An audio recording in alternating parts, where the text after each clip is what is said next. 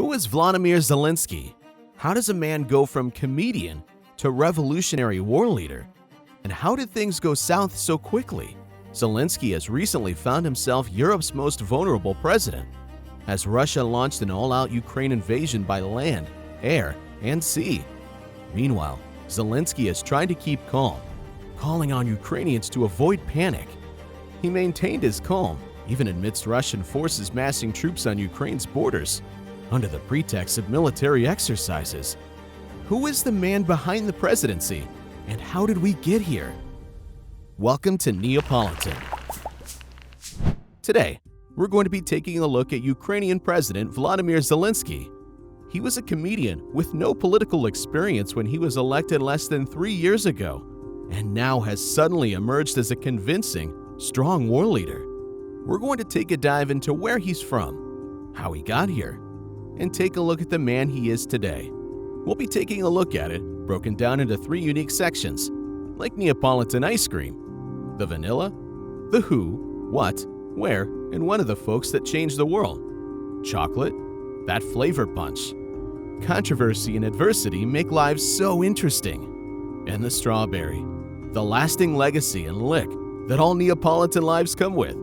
If you're interested in other videos like this, or different in-depth looks at essential people throughout history, then make sure you're subscribed to the channel with post notifications on, so you never miss a single one. Without further ado, let's get into it. Vanilla. In the predominantly Russian-speaking industrial city of Kryvyi Rih, in the heart of Ukraine, Volodymyr Alexandrovich Zelenskyy was born to Jewish parents, Alexander Zelenskyy and Rima Zelenska. Alexander was a professor and head of the Department of Cybernetics and Computing Hardware for the Kryvyi Rih State University. At the same time, his mother had been an engineer. His grandfather, Simon Ivanovich Zelenskyy, had served in the 57th Guard Motor Rifle Division in the Red Army in World War II, while his father and 3 brothers had been killed in the Holocaust. Before starting school, Zelenskyy lived in the Mongolian city of Erdenet with his father for 4 years. At 16, he passed the test of English as a foreign language, which furthered his education with a grant to study in Israel. However, he was not allowed to go. He would receive a law degree from the Kryvyi Rih Institute of Economics. However, Zelenskyy decided not to go into law, despite the degree. At 17, he joined the local KVN team, a competitive comedy group. This led him to join the Ukrainian team, Zaporizhia Kryvyi Rih Transit, which performed in the KVN's Major League and eventually won in 1997. That same year, Zelenskyy created and led the Kvartal 95 team, later transformed into the comedy outfit Kvartal 95. Between 1998 and 2003, the group performed in the Major League and the highest open Ukrainian league of KVN. They spent a lot of time in Moscow and constantly toured around post-Soviet countries. In 2003, Kvartal 95 began producing TV shows for the Ukrainian TV channel 1 and 1, and in 2005, they expanded to the fellow Ukrainian channel, Inter. Zelenskyy went on in 2008 to star in the feature film Love in the Big City and its sequel. In 2011, he starred in Office Romance, Our Time, and 2 movies in 2012, Rivsevsky vs. Napoleon, and 8 First Dates, the latter of which he played the leading role. Soon after, Zelenskyy recorded the voice of Paddington Bear in the Ukrainian dubs of Paddington and Paddington 2.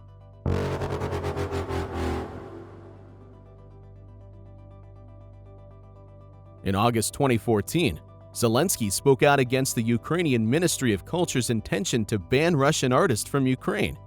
In 2015, Ukraine banned Russian artists and works from entering Ukraine. In fact, Love in the Big City 2, starring Zelenskyy, was banned in 2018 from Ukraine altogether. The comedy series Svati, that Zelenskyy appeared in, was banned in 2017 and unbanned in early 2019. The Ukrainian media reported that Zelenskyy's Kvartal 95 had donated 1 million hryvnias to the Ukrainian army during the war in Donbass.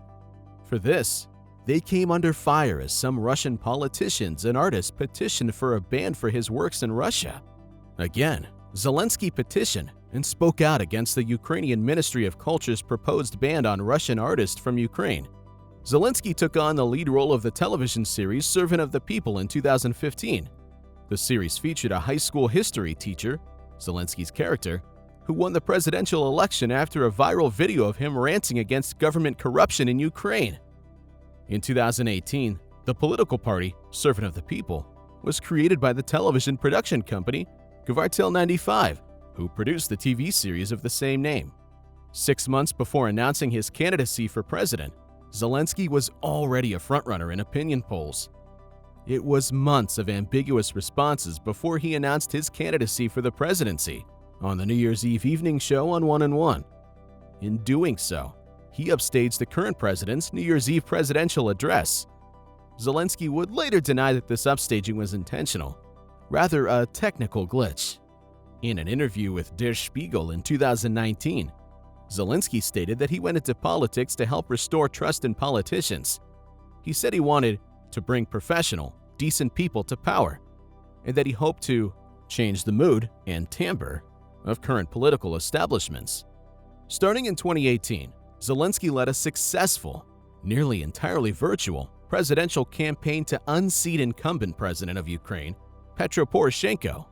With just a few months to do so, he won the first round clearly in both the March 31st elections and the April 21st runoff election. His presidential campaign promises were that he would only serve a single term in office, 5 years. He continued to tour with Kvartal 95 during his election campaign. His mainstream media engagement was minimal, as he spoke mostly through social media channels or on YouTube clips. In April 2019, 20 Ukrainian news outlets called on him to stop avoiding journalists.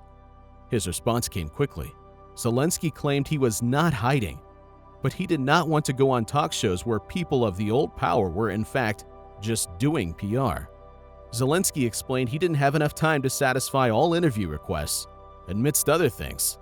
Zelenskyy was elected president of Ukraine on April 21, 2019, beating the incumbent with nearly 73% of the vote. He was congratulated by other leaders internationally, either in person or over the phone, in the following days. Zelenskyy was inaugurated on May 20th. He made his first act as president during his swearing-in speech, dissolving the Ukrainian parliament. They had preemptively attempted to block his move by the People's Front, withdrawing from the ruling coalition a few days before the inauguration. Zelenskyy is notably the first Jewish president of Ukraine's history. Between Zelenskyy and Volodymyr Groysman as prime minister, Ukraine would become the second country ever to have both a Jewish president and prime minister. Chocolate. In January of 2020, Zelenskyy claimed Romania occupied northern Bukovina, bringing criticism from Romania. The Ukrainian ambassador to Romania would soon smooth this perceived transgression over, claiming a misunderstanding in translation from Ukrainian to Romanian. October of 2021 saw a film's debut, Offshore 95, in a Kiev theater. SlidsTVO.info, a team of independent investigative journalists, had released it, despite attempts to disrupt it, while the theater's management reported technical issues, such as maintenance problems and lighting. Some activists believe these attempts were due to threats from the security service of Ukraine, led by Ivan Barkanov, a close friend of Zelenskyy. Zelenskyy and his business partners from Kvartal 95, in particular, own offshore films and luxury real estate abroad. The document also allowed establishing a multi-million-dollar worth connection between the production company and Ukrainian oligarch Kolomoisky. Nearly a dozen people in Zelenskyy's close circle were revealed to have offshore companies, created by Ukrainian lawyer Yuri Azorov. The journalists claimed that these offshore businesses would have helped the owners of Kvartal 95 buy 3 luxury apartments in London. On October 13, 2019, Zelenskyy attempted to clear his name amid a transfer of shares in Maltex being divided equally among the offshore leaders of Kvartal 95. Financial crime consultant Martin Woods analyzed the share certificate relating to said transfer. Reportedly, no money was paid by the receiving party, yet ownership rights were transferred. This means the shares were not sold, just given to another party. A few weeks passed, and on April 25, 2019, another sign providing that Maltex undertook to pay dividends to Zelenskyy's offshore firm, despite the company not having a share in Maltex. It's not possible to receive dividends after leaving the company. SlidsTVO.info journalists call this scheme Zelensky's attempt to remove his name from Maltex on the eve of the 2019 presidential election. By the end of 2019, this would not be the only thing that would arise. In September, it was reported that United States President Donald Trump had allegedly blocked payment of a congressionally mandated $400 million military aid package to Ukraine. It's believed that this was done to pressure Zelenskyy during a July phone call between the two presidents as the U.S. president pushed to investigate alleged wrongdoing by Joe Biden and his son Hunter. They took a seat on Ukrainian national gas company Burisma Holdings. This was believed to be the catalyst for the Trump-Ukraine scandal, which would lead to the president's first impeachment. In mid-September, the scandal reached public attention due to a whistleblower complaint made in 2019. It raised concern over Trump using presidential powers to solicit foreign electoral intervention in the 2020 presidential election in the U.S. The White House would corroborate several allegations raised through a non-verbatim transcript of the call between Trump and Zelenskyy, confirming a request investigation into Joe Biden and his son. The ring also covered a discussion of Trump's belief in a conspiracy theory involving a Democratic National Committee server. He repeatedly asked Zelenskyy to work with Barr and Giuliani on these matters, while confirming the call had been stored on a highly restricted system. Former acting U.S. Chief of Staff Mick Mulvaney said one reason why Trump withheld military aid was for Ukrainian corruption related to a DNC server. This referred to a debunked theory that Ukrainians had framed Russia for hacking into the DNC computer system. Trump would publicly both urge Ukraine and China to investigate the Bidens. U.S. Ambassador Gordon Sondland would testify that he worked with Giuliani at Trump's express direction on arranging a quid pro quo with the Ukrainian government. This led to the September 24th formal impeachment inquiry into Trump, led by 6 House committees. Zelenskyy denied that he was pressured by Trump, declaring that he does not want to interfere in foreign public elections. Strawberry. The Ukrainian president continues to rally the nation with his addresses and video selfies. He gives the voice to Ukrainian anger and defiance against Russian aggression. Russian President Vladimir Putin has become increasingly erratic in behavior, accusing Ukrainians of a genocide in the breakaway Donetsk and Luhansk republics. He has also been talking of the need to denazify the country. President Zelenskyy, from a Russian-speaking Jewish family, has since remained dignified, resolute, and altogether articulate against these claims. Outside of Ukraine, the second largest group of Ukrainian people is in Canada, right behind Russia, with 1.9 million. Over an estimated 1,359,655 people of full or partial Ukrainian origin reside in Canada, most of which are Canadian-born. They are the 11th largest ethnic group in all of Canada. In fact, Canada's Deputy Prime Minister, Chrystia Freeland, has Ukrainian ancestry and was surveilled by the Russian KGB while studying in Ukraine.